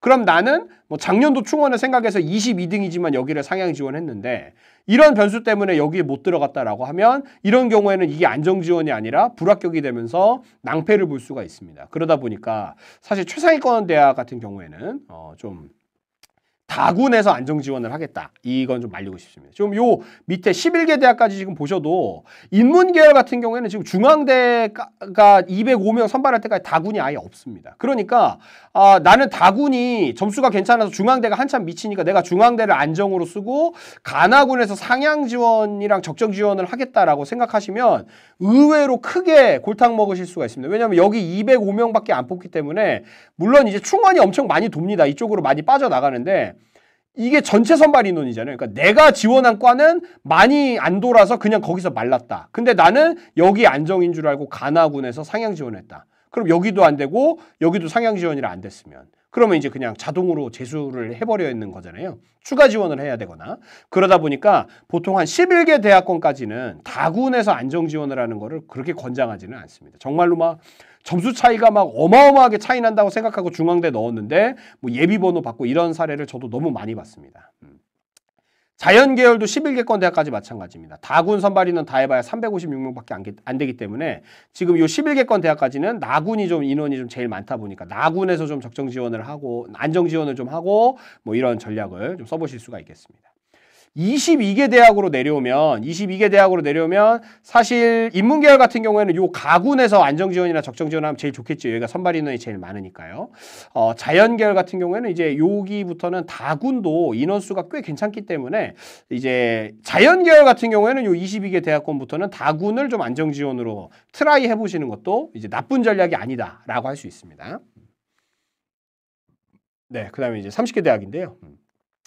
인문계열 같은 경우에는 여기 정도의 점수대에 위치한 학생들이면 오히려 이제 다군을 좀 안정지원으로 생각할 수가 있겠죠. 왜냐면 다군이 워낙 선발 인원이 많다 보니까 그럼 다군을 좀 안정으로 생각하고 이쪽에서 이제 적정이나 상향 지원을 하실 수도 있겠죠. 자연계열도 마찬가지입니다. 자연계열도 30개권 대학에서는 다군 선발 인원이 많이 늘어났기 때문에 그럼 여기를 조금 이렇게 예측도가 여기가 좀 높기 때문에 이쪽에서 오히려 좀 그런 전략을 쓰시는 것도 가능하겠습니다. 그리고 이제 경쟁률의 영향인데요. 이제 뭐 중등 진학 연구에서 작년도에 이제 발표한 내용인데 생각보다는 경쟁률이 큰 영향은 없다고 합니다. 그러니까 경쟁률이 많이 올라가도 내 위로 많이 붙으면 내가 이제 밀리는 건데 내 밑으로 많이 붙는 경우가 좀 많다. 그러니까 좀 허수 지원이 좀 많다라는 겁니다. 다만 실시간 경쟁률이나 막 초반부부터 경쟁률이 막 많이 붙는 경우도 있는데 이게 이제 모든 과가 다 그런 건 아니다 보니까 경쟁률을 너무 무서워할 필요는 없지만 또 전년도보다 경쟁률이 너무 막 시간대별 경쟁률로 봤을 때 전년도보다 너무 막 많이 몰려들고 있는데 거기다가 또 굳이 또 내 원서까지 또 태울 필요는 없을 수도 있습니다. 물론 이제 그게 허수인지 아닌지는 좀 지원 경향이나 이런 것들을 통해서 판단하셔야겠습니다. 그래서 가끔 보면 올해 경쟁률만 보고 높았다 낮았다 이렇게 판단하시는 경우가 있는데 이제 그러니까 어떤 과가 22대 1이고 어떤 과가 15대 1이니까 22대 1이 높다라고 보실 수 있는데 알고 봤더니 작년에는 여기는 100대 1이었던 게 22대 1이었던 거고 여기는 7대 1이었던 게 15대 1이 됐던 거라고 하면 사실 입결만 놓고 보면은 오히려 이쪽이 더 변수가 많이 발생할 수도 있습니다. 그러니까 경쟁률은 올해 것만 보고 판단하시면 안 됩니다. 작년 최종 경쟁률이랑 현재 시점 경쟁률도 비교가 안 되죠. 예를 들어서 내가 지금 원서 넣었는데 지금 경쟁률이 7대 1인데 작년에는 뭐 30대 1이었으니까 넣어보겠다. 근데 지금은 최종 경쟁률이 아니잖아요. 그러니까 작년도 최종 경쟁률이랑 지금 시점 경쟁률이랑 비교하는 건 위험하지요. 작년도 지금 이맘때 경쟁률, 시간대별 경쟁률과 지금의 시간대별 경쟁률을 비교하는 것이 중요하다고 할 수 있겠습니다. 그리고 혹시 뭐 모의 지원을 했는데 좀 의외로 막 반응이 계속 뜨겁거나 내가 모의 지원에 점수를 넣어봤는데 내 점수가 실제로도 모의 지원 인력풀에서 등수가 많이 밀리고 있다라고 하면 여기는 이제 올해 수험생들이 좀 많이 주목하고 있고 올해 좀 경향성이 좀 뜨거운 학과니까 이런 모집 단위 같은 경우에는 또 굳이 내가 좀 최종적으로 갈 필요가 있나? 시간대별 경쟁률까지도 막 엄청 많이 붙는다면 이 모집 단위는 좀 피하는 것도 방법이겠죠. 반면에 작년도에는 입결이 좀 높았는데 모의 지원을 해보니까 생각보다 좀 내가 의외로 좀 잘 나온다. 그 다음에 시간대별 경쟁률도 생각보다 많이 안 붙는다라고 한다면 요런 데는 의외의 결과가 나올 수도 있으니까 지원해 볼 필요도 있습니다. 그죠? 그래서 경쟁률을 이왕 보시려면 마지막 날에 원서 집중되는 날까지 좀 고려하셔서 좀 뭐 1시나 2시 이럴 때까지는 좀 시간대별 경쟁률 확인해 보시고 그러니까 경쟁률을 안 보고 넣으실 거면 안 보고 넣으셔도 됩니다. 그러니까 안정 지원 같은 경우에는 굳이 경쟁률 안 보셔도 되겠죠. 근데 상향 지원이나 적정 지원에서 내가 경쟁률까지 고려해서 원서를 지원하겠다고 하면 이왕 보시기로 하신 거 이 시간대별 경쟁률 고려하셔서 좀 원서 마감날 1시나 2시 정도까지는 좀 보고 넣으시면 어떨까 싶습니다. 그래서 이런데 이제 활용하는 이제 그 경기도 교사단의 프로그램이 이제 대입 상담 프로그램입니다. 대입 상담 프로그램은 사례만 있으면 그게 무슨 고른 기회가 됐든 국가유공자가 됐든 무슨 전형이든 다 분석할 수 있다는 점이 가장 큰 장점입니다. 다만 재학생들의 사례가 모이다 보니까 사례가 없거나 적은 경우가 있어요. 그러니까 예를 들어서 뭐 30명 선발한 과인데 하나만 있고 그 한 학생이 뭐 불합격인데 완전 되도 않는 점수라든지 아니면 뭐 20명 뽑는 과에 뭐 7명인데 합격한 학생 1명인데 이 합격한 학생이 점수가 너무 높아서 여기를 안 갔을 것 같은 경우. 그래서 이런 경우에는 이제 뭐 다른 시도교육청의 프로그램을 좀 보완하거나 아니면 대입정보 포털에서의 대학교 결과나 대입 상담 프로그램에서도 전년도 대학교 발표 결과 자료를 보실 수가 있습니다. 그 메뉴가 있습니다. 그래서 그런 것들을 통해서 좀 보완하셔야겠습니다. 그리고 이제 전년도 환산 점수랑 작년도부터 이제 대입 상담 프로그램이 누적비를 활용하고 있습니다. 이 누적비라는 게 작년도에 이제 그 대학교 환산점으로 했을 때 몇 %였던 학생이 갔다. 그러니까 그러니까 뭐 누적비가 3이라고 하면 작년도에 그 대학교 환산점 기준으로 상위 3%인 학생이 갔으니까 내가 올해 요 대학교 환산 점수 기준으로 전체 이제 그 표본에서 상위 3%니까 나도 올해 갈 수 있을 것이다. 이렇게 이제 비교를 하는 거거든요. 다만 이제 대입 상담 프로그램은 재수생 점수가 입력이 불가능한 프로그램입니다. 근데 올해 작년보다 지금 재수생이 훨씬 많이 들어왔다 보니까 좀 누적비를 좀 비교하실 때 그대로 보시지는 마시고 좀 보수적으로 해석하시는 게 좀 필요하겠습니다. 그리고 대입 상담 프로그램도 정시 기간에 계속 업데이트됩니다. 그래서 한 번 상담하고 끝내시지 말고 또 업데이트되면서 달라진 게 없는지를 좀 지속적으로 확인하실 필요가 있습니다. 그리고 대입 상담 프로그램 모의 지원 기능이 있습니다. 정시에서의 감성, 실시간 경향성은 모의 지원이 아니면 사실 확인하기가 어렵습니다. 아니, 모의 지원이 가장 뜨겁게 확인할 수가 있습니다. 그래서 이 모의 지원 기능을 선생님들이 이거 다 입력하셔야 되는데 좀 번거로우시겠지만 특히나 농어촌, 기회균형 이런 학생들 경우 사례도 워낙 없고 지원자 수도 적기 때문에 이 프로그램을 이용해서 이제 저희끼리 좀 많이 해본다면 저희가 굉장히 좀 유의미한 데이터를 모집할 수 있을 것이라고 생각합니다. 그래서 혹시 이 영상을 보고 계시는 농어촌 지역 선생님이 계시고 대입상담 프로그램 협력 선생님이시라면 올해 꼭 좀 그 학생들 모의 지원 좀 참여시켜 주셨으면 좋겠습니다. 저도 올해 다 해보겠습니다.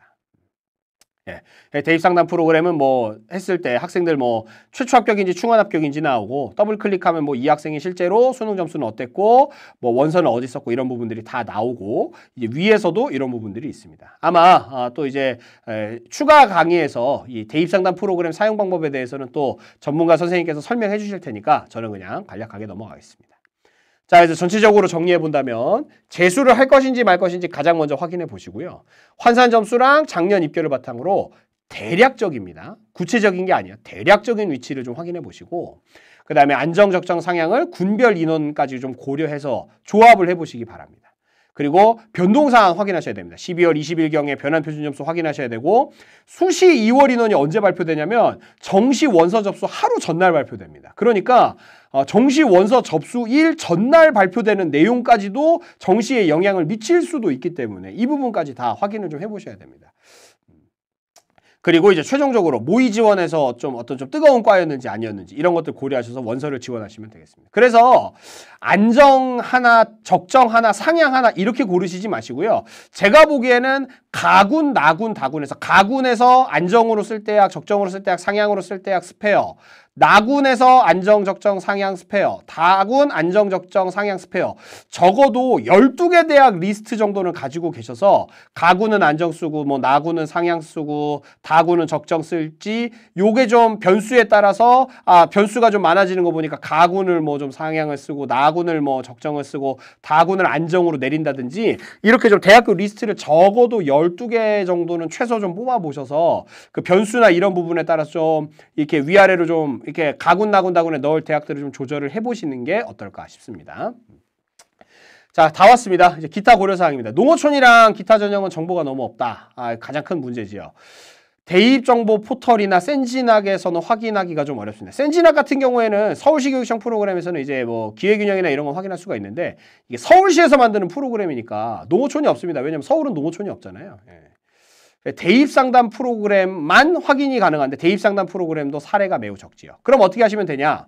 일단은 같은 대학의 사례가 남아있는 게 있으면 일단 그 사례를 최우선적으로 확인하시면 아무래도 이제 그 같은 대학이다 보니까 점수대가 비슷할 거다라고 생각을 하시고 그 비슷한 모집 단위에는 점수를 좀 보시면 되고요. 만약에 참고할 만한 점수가 없다고 하면 비슷한 위치에 있는 대학 중에 계속 정시를 운영한 대학이 있습니다. 예를 들어서 동국대나 홍익대 같은 경우는 뭐 상명대 같은 경우에는 계속해서 정시에서 농어촌 전형을 선발을 했던 대학들이거든요. 그러니까 그런 대학들을 통해서 뭐 좀 농어촌 점수가 어떨 것이다라고 좀 비슷한 인근에 있는 대학들 점수를 좀 파악을 해보시는 거죠. 작년 같은 경우 이제 연세대가 이제 뭐 좀 연세대가 농어촌을 좀 선발하고 고려대가 농어촌에서 선발을 했었는데 올해는 이제 서울대가 한 87명 규모로 이제 정시에서 농어촌 전형을 선발합니다. 그러면 이제 서울대 정시 농어촌 점수는 아무래도 작년에 있었던 연대랑 고대 농어촌 합격 점수를 좀 참고를 하시면 되겠지요. 그러면 연대랑 고대는 서울대로 좀 빠져나가는 인원이 있을 테니까 연대 고대 합격자 점수는 뭐 좀 한양대나 그다음에 뭐 서강대 요런 대학들의 농어촌 점수를 통해서 좀 유출을 해보시면 되겠지요. 그래서 그런 식으로 좀 확인해 보시면 되겠습니다. 그리고 농어촌 전형은 선발 인원이 적다 보니까 경쟁률에 매우 민감합니다. 그래서 경향성 파악이 중요한데 아까 계속 반복합니다. 경향성 파악은 모의 지원이 제일 좋고요. 농어촌 전형 근무하시는 선생님들 올해 좀 모의 지원 다 같이 좀 열심히 해보셔서 저희들 좀 공교육에서 아주 유의미한 자료가 나왔으면 좋겠습니다. 자, 그 다음에 학생들 중에 좀 선호도가 비슷한 대학 중에 어디를 써야 될까를 고민하시는데요. 일단은 대학이 중요한 게 아니고 진로와 적성이 중요하니까 굳이 뭐 이 대학은 무슨 과 써야 되고 이 대학은 무슨 과 써야 된다고 하면 본인의 진로와 적성에 좀 맞는 과를 좀 지원하시는 걸 좀 추천을 드립니다. 왜냐하면 결국 가셔서 공부를 하셔야 되니까요. 그런데도 불구하고 또 대학을 좀 생각하겠다라고 하면 사실은 보통 여기서 답이 보통 나옵니다. 환산점이 나에게 조금이라도 유리한 대학을 가시면 돼요. 그러니까 표준 점수 상으로 봤을 때는 이 대학이랑 이 대학이 좀 비슷한데 환산점으로 봤을 때는 나한테 더 유리한 대학이 아무래도 합격 가능성이 높겠지요. 또는 모집 인원이 더 많은 대학이나 또는 모집 인원이 많은 군에 있는 대학이 아무래도 좀 변수가 적다 보니까 생각해 보실 수가 있습니다. 환산점 사례도 또 찾아보시고 그리고 이제 마지막은 뭐 이제 신앙의 영역입니다. 실시간 경쟁률이 조금 낮은 대학을 뭐 눈 감고 써보시는 방법도 있습니다. 근데 최종 경쟁률은 올라갈 수도 있기 때문에 그래서 신앙이라고 말씀드렸습니다. 그리고 저한테는 이 대학이 유리한 전형인데 점수가 너무 높다라고 하면 사실은 대학교 점수대에 안 맞는 대학이니까 전형은 나한테 유리할지언정 지원하기가 어려운 대학이다. 이렇게 좀 보시는 게 맞습니다. 반대도 마찬가지입니다. 나한테 환산점 공식이 나한테 굉장히 불리한 대학이어도 내가 점수 차이가 매우 크게 나는 대학이면 이런 대학은 또 합격할 수 있습니다. 그래서 그러니까 저는 사실 이것 때문에 말씀드리는 겁니다. 선생님 거기 저한테 유리한 전형이니까 그래 제가 좀 넣어볼 수 있는 거 아닙니까? 우주 상향할 수 있는 거 아닙니까? 라는 건데 대학의 점수대라는 게 대략적으로 존재하니까 물론 뭐 가능할 수는 있습니다. 다만 이제 아주 큰 변수가 일어나는 게 아닌 이상 어렵다 이렇게 말씀을 좀 드리는 겁니다. 그래서 이런 것들을 좀 생각해 봤을 때 분석을 겸비한 과감한 도전, 좀 어떤 군이 좀 인원이 많은데 뭐 좀 모의 지원 사항에서의 뭐 좀 경향성도 좀 떨어지거나 작년도 대비 좀 학생들이 좀 지원하기가 좀 어려운 뭐 좀 상황이나 변수들이 생겼다라는 걸로 과감하게 도전하는 거랑 신앙으로 그냥 좀 됐으면 좋겠다라고 그냥 기부하는 거. 그러니까 내가 좀 점수를 많이 차이 나는데 나한테 유리하니까 뭐 혹시라도 되겠지라고 하는 거. 이런 건 좀 구분하실 필요가 있습니다. 당연히 이쪽이 됐으면 좋겠습니다. 그래서 원서를 넣는 게 중요한 게 아닙니다. 합격이 중요하죠. 서울대 원서를 넣는 게 뭐 대단한 겁니까? 서울대 원서는 뭐 저도 넣을 수 있습니다. 5만 5천 원 있으면 저도 넣을 수 있으니까요. 원서를 넣는 게 아니라 넣어서 합격을 해야죠. 그러니까 그럼 합격이 좀 중요한 거기 때문에 과감하게 좀 도전을 해보시더라도 분석이 좀 필요합니다. 그리고 이제 내신 정성 평가가 이제 서울대에서 지금 진행이 작년부터 이제 되고 있었지요. 저는 지금 지역균형 전형만 예시로 갖고 왔습니다. 일반 전형은 또 이거랑 좀 다를 수 있습니다. 일반 전형인 것 같습니다. 그래서 서울대 정시에서의 내신, 그러니까 이제 교과 성적 정성 평가는 이제 정성적으로 평가를 합니다. 그래서 무슨 과목 들었는지, 성적은 어땠는지, 세부 능력 특기사항 내용은 어땠는지를 가지고 이제 평가를 하는데. 수시의 학생부 종합전형이랑은 달라서 과목별 세부 능력 특기사항만 평가하다 보니까 AA 맞는 학생이 진짜로 좀 많지 않다고 하더라고요. 왜냐면 이제 진짜로 그냥 창의적 체험활동이나 뭐 여기 보시면 뭐 자율이나 진로나 동아리나 이런 게 들어가는데 이런 것도 하나도 반영이 안 되고 담임 선생님의 행동특성 의견도 하나도 반영 안 되고 세부 능력 특기사항이랑 과목 성적이랑 그다음 무슨 과목 들었는지만 판단하다 보니까 높은 점수를 받기가 대단히 어렵다고 합니다. 그리고 여기서 아주 높은 점수 받을 학생이면 정시까지 남아 있을까? 그것도 생각해 보셔야죠. 그죠? 내용이 이미 좋았으면 수시에서 이미 가지 않았을까? 그런 것들도 좀 생각을 해보시면 사실 저는 내신 정성평가가 서울대가 영향이 좀 크게 받게끔 공식은 좀 되어 있긴 한데 이런 변수들로 인해서 아주 크게 작용하지는 않았다라고 생각을 합니다. 예. 고려대는 아예 정성평가도 아닙니다. 이거 그냥 학교장 추천전형이랑 똑같이 내신 그냥 계산기에 넣고 드드득 돌립니다. 그래서 학교장 추천전형과 산출 방법 동일하고요. 이것도 뭐 사실 내신 점수 때문에 합불이 갈린다라고 보기는 좀 어렵고 내신 점수 때문에 합불이 갈린다기보다는 이제 동점자, 수능 동점자들 사이에서는 조금 이 내신이 좀 영향을 미칠 수도 있을 것이다. 오히려 고려대 같은 경우에는 사실 이 내신 정량평가 전형이 생긴 게 문제가 아니라 그러니까 멀쩡하게 있던 선발 인원을 이제 수능 100% 전형이랑 교과 20이 반영되는 전형으로 쪼개서 선발을 하기 때문에 선발 인원 규모 단위가 줄어든 모집 단위도 있다. 오히려 제가 보기엔 그게 더 큰 변수입니다. 그러니까 내신이 사실 뭐 여기까지 왔는데 내신이 좋은 학생이 막 엄청 남아 있을까? 제가 보기에는 이미 교과 전형으로 대학을 갔을 것 같거든요. 근데 만약 여기까지 남아 있는 학생이 많을까라고 한다면 제가 보기엔 이게 영향을 미치는 게 아니라 오히려 이걸로 선발을 하려고 인원을 쪼개다 보니까 그 쪼개진 인원으로 인한 변수가 제가 보기엔 더 크지 않을까 그렇게 좀 생각을 하고 있습니다. 그래서 마지막으로 보시면 성급할 필요가 전혀 없습니다.